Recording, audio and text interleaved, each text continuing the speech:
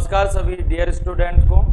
गोविंदम defence Kuchaman city में आप सभी का स्वागत है। और आज आप थंबनेल में देख रहे होंगे कि इसमें आपको गोविंदम डिफेंस एकेडमी जो आपके यूट्यूब चैनल है, इस सभी को आपको इसको सब्सक्राइब करना है और जितना हो सके उतना शेयर करना है। और इसी के साथ आपको इस डिफेंस के माध्यम से आपको विभिन्न प्रकार की प्रतियोगिता या समय समय पर वीडियो प्रोवाइड किया जाएगा, जिसमें मैं एनआर चांगल आपको जीके के बारे में सामान्य नॉलेज दूंगा, जिसमें कुछ टॉपिक है वो आपको इस वीडियो के माध्यम से क्लियर करवाए जाएंगे।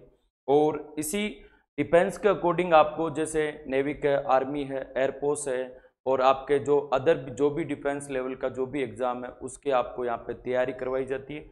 और हर टीचर अपना अपना मटेरियल जो आपके साथ में अवेलेबल करवा देंगे। और इसी को अपन आगे लेकर कुछ आज एक छोटा सा टॉपिक लेते हैं और इसी टॉपिक में देखते हैं आगे। ये जो टॉपिक है इसमें अपन को थोड़ा सा देखना है कि अपना जो आज का टॉपिक है वो एक छोटा सा टॉपिक है जिसका नाम है जीएसटी। इसके बारे में अपन अच्छे से समझेंगे। देखो, सबसे पहले अपन इस जीएसटी को पढ़ना है। इससे संबंधित ये सभी, चाहे कोई सा भी डिफेंस लेवल का एग्जाम हो, चाहे कोई सा भी एग्जाम हो, इससे अक्सर आपके एग्जाम में क्वेश्चन पूछ लिए जाते हैं। तो सबसे पहले अपन जीएसटी के बारे में नॉलेज लेते हैं। तो जीएसटी की जो सबसे पहले फुल फॉर्म होती है वो क्या होती है? Goods and service tax. Goods and services tax होता है, जिसे अपन हिंदी में कहते हैं वस्तु एवं सेवा कर। वस्तु एवं सेवा कर। वस्तु एवं सेवा कर। तो ये जो अपन की स्थिति होती है, इसमें अपन को विशेष तौर से ध्यान रखना होता है कि जीएसटी में सबसे पहले तो फुल फॉर्म याद होनी चाहिए। कई बार एग्जाम में ये फुल फॉर्म कई बार पूछी जा चुकी है कि जीएसटी की फुल फॉर्म क्या होती है। जो जीएसटी की फुल फॉर्म होती है वो होती है गुड्स एंड सर्विस टैक्स होती है, जिसे अपन कहते हैं वस्तु एवं सेवा कर के बारे में बोला जाता है। अब वैसे अपन देखें तो इंडिया में दो प्रकार के टैक्स होते हैं, जिसमें एक होता है प्रत्यक्ष और एक होता है अप्रत्यक्ष।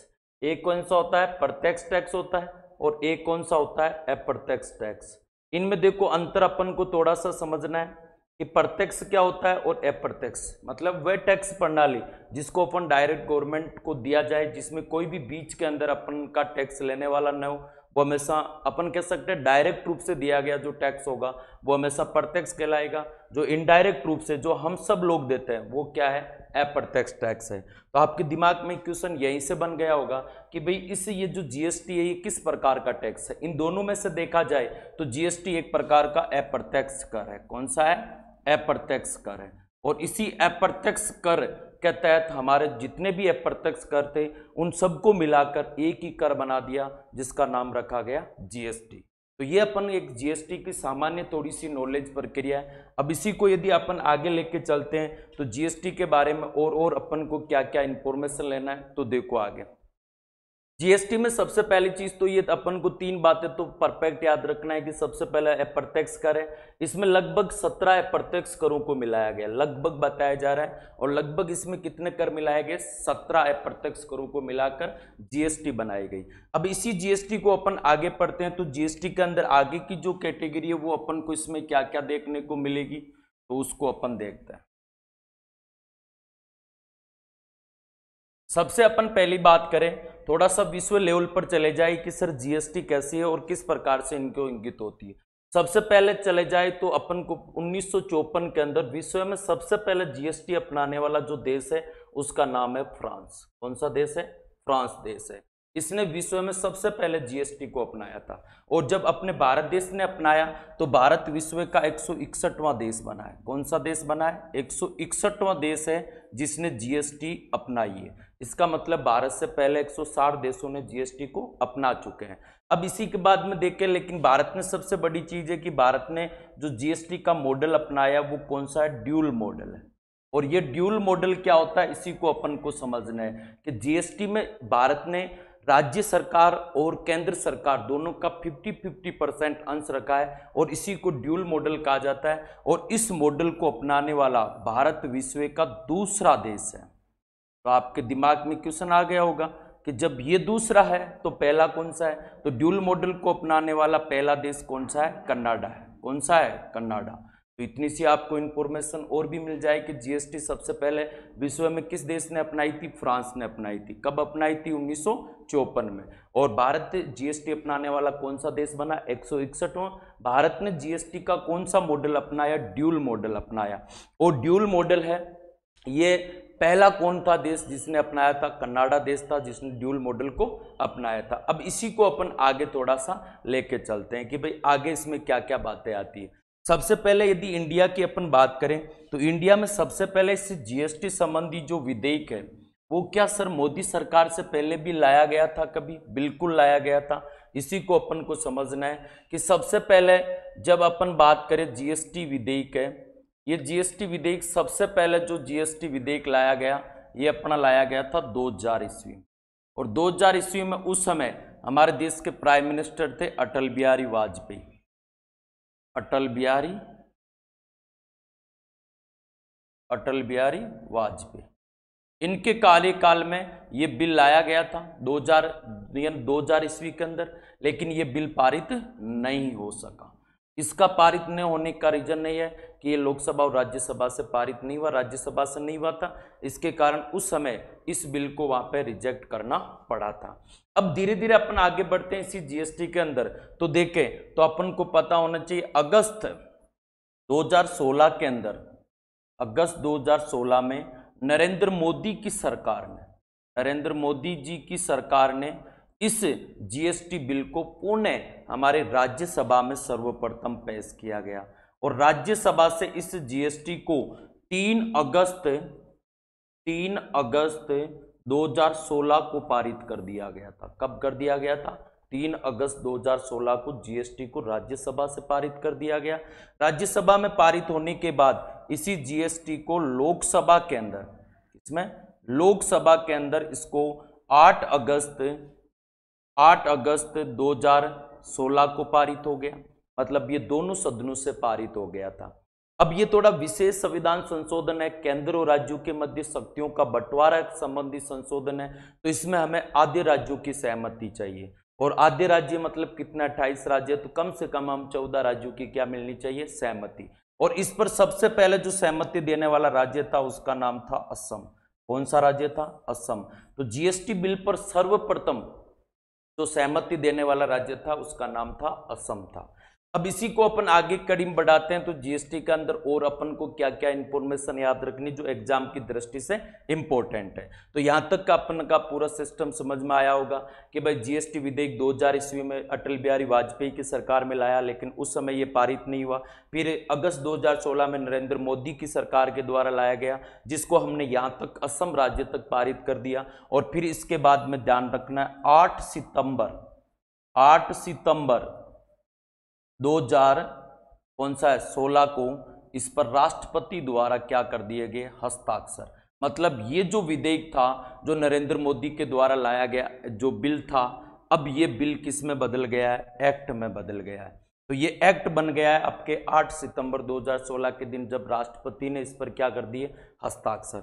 अब इसको लागू करना था, तो मोदी सरकार ने कहा कि हम इस विधेयक को लागू करेंगे। तो इस विधेयक को लागू करने की जो मोदी सरकार ने जो डेट रखी थी वो रखी थी 1 जनवरी 2017 को, लेकिन उस समय ये लागू नहीं हो सका। इसका भी प्रमुख कारण है, क्या कारण है, क्योंकि आपको पता है संविधान की अंतिम शक्ति किसके पास है, जनता के पास।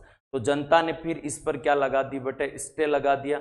स्टे लगाने के कारण ये कोर्ट में गए, और कोर्ट में जाने के बाद सरकार की जीत हुई, और सरकार की जीत होने के बाद ये 1 जुलाई 2017 को संपूर्ण भारत में जीएसटी को लागू कर दिया गया। संपूर्ण भारत में जीएसटी लागू। तो जीएसटी जो लागू हुई थी वो आपके कब हुई थी, ध्यान रखना 1 जुलाई 2017 को संपूर्ण भारत में जीएसटी लागू हो गई थी।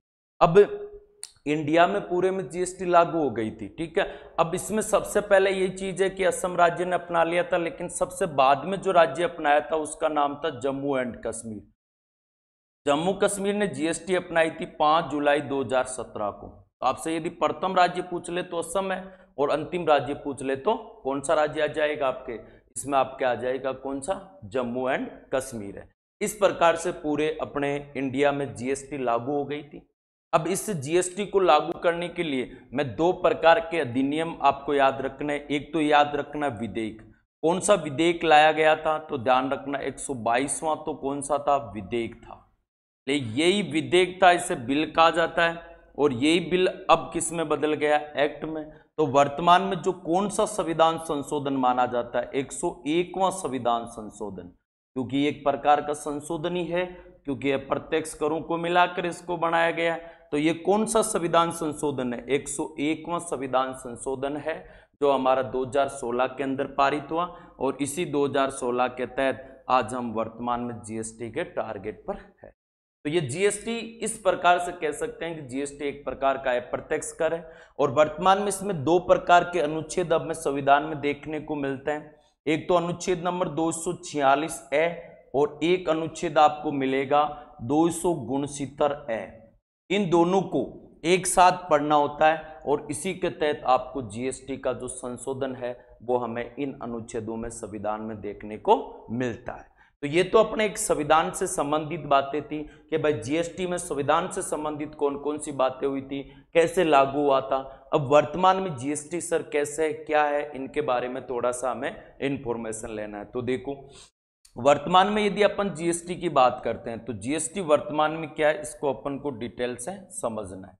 तो सबसे पहले अपन ने सामान्य इंफॉर्मेशन पूरी ले ली, जीएसटी कैसे आई, कैसे बनाई, सबसे पहले किस राज्य ने बनाई। अब ये जीएसटी है क्या, इसमें अपन को थोड़ा सा देखना है। तो यदि मैं जीएसटी के सबसे पहले टाइप की बात करूं तो जीएसटी की कितनी टाइप है, तो ध्यान रखना जीएसटी के 3 टाइप है। एग्जाम में जो डिजिट है ये डायरेक्ट पूछ लिए जाते हैं। अब आपने तो देखा होगा कि सर 2 ही हो सकते हैं, लेकिन 3 कैसे है, तो ध्यान रखना जीएसटी के 3 टाइप है। अब वो 3 कौन कौन से हैं उनको अपन को समझना है। सबसे पहला है सीजीएसटी, और दूसरा यदि अपन बात करें तो इसमें कौन सा आता है, एसजीएसटी। कौन सा आता है, एसजीएसटी। और थर्ड की यदि अपन बात करें तो वो आता है आईजीएसटी। कौन सा आता है, आईजीएसटी। अब इनमें यदि परसेंटेज की बात करें तो 50% सीजीएसटी का होगा, 50% इसका होगा, और 0% ये इंक्लूड होता है। समझ में आ रही चीज। तो कहने का मतलब ये हुआ कि सी का मतलब सेंट्रल, एस का मतलब स्टेट, आई का मतलब इंटीग्रेटेड, जिसे अपन हिंदी में कह सकते हैं साझा। क्या कह सकते हैं, साझा। यहाँ पे थोड़ा सा अच्छा है, ये राज्यों के बारे में बताएगा आपको, और ये आपको बताएगा केंद्र के बारे में। अब इसमें 50% है, कहने का मतलब है यदि मान लो एक वस्तु पर 2 रुपये जीएसटी है, तो 2 रुपये में से 1 रुपये राज्य सरकार के पास, 1 रुपये केंद्र सरकार के पास। इस प्रकार से देखे तो याद रखना राज्यों के तो अलग अलग कैटेगरी मिलेगी, लेकिन केंद्र के कुल राजस्व का 18% राजस्व वर्तमान में किससे प्राप्त होता है, जीएसटी से प्राप्त होता है। बहुत अच्छा क्वेश्चन है, इसको ध्यान रखना, एग्जाम में कई बार पूछा जा चुका है कि भाई जो भारतीय पूरा जो राजस्व है, भारतीय जो आय है, उसमें कितना % जीएसटी का है, तो वर्तमान में 18% जीएसटी है, वो केंद्र सरकार को अपने राजस्व में सहायता देती है। तो यहां तक अपन की कैटेगरी शायद सबके समझ में आई होगी। मामला इसका है, इसे अपन सबसे पहले इसको थोड़ा सा इंगित करते हैं कि सर आईजीएसटी क्या होता है। तो इसको समझने के लिए सबसे पहले इसकी फुल फॉर्म देखो। आईजीएसटी का मतलब होता है integrated goods and services tax होता है। इंटीग्रेटेड का मतलब होता है साझा, कि भाई किसी वस्तु, जब मान लो कि अपन कोई उत्पाद है, वो यदि मान लो अपन राजस्थान का है और उसको अपन मान लो हिमाचल प्रदेश में खा रहे हैं, मतलब उपभोग कर रहे हैं उसका, तो वो जो जीएसटी है, जो जीएसटी है वो हिमाचल प्रदेश में यदि उपभोग हो रहा हो तो उसकी जीएसटी राजस्थान को नहीं मिलेगी, उसकी जीएसटी किसको दी जाएगी, हिमाचल प्रदेश को दी जाएगी। मतलब कहने का ये हुआ कि किसी वस्तु पर जीएसटी कब लगाई जाएगी, जब उस वस्तु का क्या हो रहा हो, अंतिम उपभोग हो रहा हो। मतलब जब किसी वस्तु का अंतिम उपभोग हो रहा हो वही अपन जीएसटी का प्रयोग करेंगे, वरना कहीं आप जीएसटी का प्रयोग नहीं कर सकते। तो ये जीएसटी के बारे में थोड़ी सी अपन को सामान्य नॉलेज याद रखना है। तो शायद यहाँ तक समझ में आया कि जीएसटी के टाइप कितने होते हैं, 3 टाइप होते हैं, सीजीएसटी, एसजीएसटी और आईजीएसटी, और शायद सभी के समझ में भी आ गया होगा। अब इसमें आगे अपन बात करें तो सर ये किस आधार, किस रेट पर जीएसटी लगाई जाती है, थोड़ी सी इसके बारे में इंफॉर्मेशन ले लेते हैं। फिर अपन थोड़ी सी जीएसटी परिषद के बारे में पढ़ेंगे, तो इतना सा आपको सामान्य नॉलेज जीएसटी में होना ही चाहिए। एग्जाम में ऊपरी तौर पर आपको ज्ञान के रूप में पूछा जाता है और जीएसटी से करंट संबंधी क्वेश्चन भी हमेशा आते रहते हैं जो कि हर बार चेंज होते रहते हैं। मैं मुख्य बातें बता रहा हूं जो हमें जीएसटी में याद होनी चाहिए। अगली अपन बात करें तो अगली है बेटे जीएसटी की दरें। अब जीएसटी की जो दरें जिन्हें अपन कहते हैं रेट, अब रेट इसकी कितनी होती है तो ध्यान रखना इसकी रेट होती है टोटल 4। कितनी रेट होती है? 4 रेट होती है। अब ये 4 रेट कौन कौन सी होती है तो ध्यान रखना, एक तो होती है 5%, एक होगी आपके इसमें 12%, एक होगी आपके 18% और एक होगी आपके 28%। मतलब किसी वस्तु पर जीएसटी है वो आपके या तो लगेगी 5% या लगेगी 12% या लगेगी 18% या लगेगी 28%। ये कैसे तय किया जाता है? ये हमारे हाथ में नहीं होता है, ये हमेशा जीएसटी परिषद के द्वारा तय किया जाता है कि कौन सी वस्तु किस जीएसटी में शामिल की जाएगी। लेकिन मैं बता दूं, जैसे मान लो कि कोई भी वस्तु, जैसे एक मार्क पेन है, पेन का मान लो 10 रुपए है और उस पर मान लो कि अपन कहे कि भाई 5% जीएसटी है, तो सबसे पहले 10 रुपए का 5% निकालो। यदि 10 रुपए का अपन 5% निकालते हैं तो लगभग कितना आता है? 1/2, मतलब 0.5 इतना अपन का पैसा आता है। तो इसके कम से कम आपको कितने रुपए देने पड़ेंगे? 10.5 रुपए का समथिंग देना पड़ेगा। तो ये जो रुपए होते हैं ना, यही जीएसटी कहलाती है। क्या कहलाती है? जीएसटी कहलाती है। तो इस जीएसटी को अपन को विशेष तौर से ध्यान रखना है। तो इसमें 10.5 रुपए आपके इसमें प्राइस लगेगी, क्योंकि इसमें आपके पता है 50 पैसे बढ़ गए तो इसमें आप इंक्लूड कर दो, ये आपकी जीएसटी होगी। ये नहीं कि आप डायरेक्ट इसको जोड़ दो कि 5% 10 रुपए 15 हो जाएगा, ऐसा नहीं होता है। इसमें अपन को परसेंटेज निकालना होता है हर प्रकार से। तो ये जैसे जैसे मतलब वस्तु की लग्जरियस बढ़ेगी वैसे वैसे जीएसटी का टारगेट बढ़ जाएगा। जैसे उदाहरण के लिए मान लो आपके पास साइकिल है, 5% लगा देंगे। यदि मोटरसाइकिल है 12%, यदि मान लो आप स्विफ्ट कार तक लियो 18%, फॉर्चूनर ले ली तो कितना लगेगा? 28%। तो ऐसे मतलब जैसे लग्जरियस बढ़ती है, जैसे जैसे बढ़ेगा वैसे वैसे इस जीएसटी का प्रयोग किया जाता है। ठीक है, तो ये होती है जीएसटी की दरें। और जीएसटी की टोटल दरें कितनी होती है बेटे? 4 होती है। अब इसमें सबसे इंपॉर्टेंट बात ये आती है कि सर इसमें कौन कौन सी चीजें जो शामिल नहीं है। तो 4 चीजें इंपॉर्टेंट रूप से जो जीएसटी के दायरे में शामिल नहीं है। एक तो सबसे पहले है पेट्रोल, एक तो कौन सी है? पेट्रोल है। एक कौन सी है? डीजल है। और एक कौन सी है? प्राकृतिक गैस है। और एक कौन सी है? शराब है। इन 4 चीजों की यदि अपन बात करें तो ये जो चारों चीजें होती है ये वर्तमान में जीएसटी के दायरे से बाहर रखी गई। दायरे का मतलब जानते हो? मतलब इसकी बाउंड्री में ही नहीं है, इनको एक प्रकार से इनसे अलग ही रखा गया है। इसीलिए तो आज देखते हो तो ये चारों चीजें सबसे ज्यादा महंगी हमें मिलती, क्योंकि इसमें सरकार अनेक प्रकार के टैक्स लगा देते हैं। यदि पेट्रोल को यदि इसमें शामिल करें तो आपको पता है कितने रुपए लीटर? लगभग 56 रुपए लीटर आ जाएगा, क्योंकि इसमें जो भी अलग अलग वेट है वो बढ़ता रहता है। सरकार के पास 40 रुपए में पहुंचता है, मान लो सरकार 28 लगाए तो कितना बच जाएगा? लगभग अपन के तो इसको गुना करेंगे 4, मतलब लगभग 51 रुपए प्रति लीटर यदि ये अपना पेट्रोल जीएसटी में आ जाएगा तो 51 रुपए या 55 रुपए से ज्यादा महंगा नहीं होगा। ये होता है जीएसटी का टारगेट, क्योंकि किसी भी वस्तु के अंदर और किसी भी वस्तु पर जीएसटी कब लगाई जाएगी इनके बारे में भी मैंने आपको डिटेल से बताया। तो इन्हीं के आधार पर अपन को समझना है कि भाई कैसे कैसे जीएसटी का टारगेट होता है। ये एक जीएसटी का सामान्य इंफॉर्मेशन था जो मैंने आपके सामने प्रस्तुत किया है, जिसमें बहुत कुछ बातें और भी है जिसमें अपन अलग अलग प्रकार से पढ़ते हैं, लेकिन एक सामान्य परिचय होता है और ये इतनी चीजें आपको अक्सर एग्जाम में देखने को मिलती है। अब इसके अलावा एक छोटा सा पॉइंट और बचा हुआ है कि सर इसमें जो ये सब कुछ निर्धारण करने का काम है ये कौन करती है? तो ध्यान रखना, इसका जो काम करती है उसका नाम है जीएसटी परिषद। थोड़ा सा जीएसटी परिषद के बारे में अपन नॉलेज ले लेते हैं कि जीएसटी परिषद में क्या क्या बताया गया है। उसमें कोई खास ज्यादा इतना है नहीं, तो ध्यान रखना जीएसटी जो परिषद है इसके बारे में थोड़ा सा समझना। तो जीएसटी परिषद है, तो जीएसटी परिषद का हमेशा ध्यान रखना अध्यक्ष कौन होता है, ये कई बार एग्जाम में पूछा गया क्वेश्चन है। तो इसका जो अध्यक्ष होता है वो हमेशा होता है वित्त मंत्री। कौन होता है? वित्त मंत्री। और वित्त मंत्री किसका अध्यक्ष होता है? आपके जीएसटी परिषद का। और वित्त मंत्री में कौन आती है? अभी वर्तमान में कौन है? निर्मला सीतारमण। तो ये जो वित्त मतलब ये अध्यक्ष होंगे। अब इसके बाद में इस परिषद में टोटल 33 सदस्य होते हैं। कितने सदस्य होते हैं? 33। अब इस जीएसटी का सर काम क्या होता है, क्या काम करती है ये जीएसटी? तो ध्यान रखना, जीएसटी का जो प्रमुख कार्य होता है वो होता है क्या कि किस वस्तु पर, किसी वस्तु या अपन कोई भी मान लो पदार्थ भी कह सकते हैं, किसी वस्तु या पदार्थों पर कितनी जीएसटी होगी, कितनी जीएसटी होगी और कितनी नहीं होगी, इन सब बातों का जो पूरा का पूरा तय किया जाता है वो हमेशा किसके द्वारा किया जाता है? जीएसटी परिषद के द्वारा किया जाता है।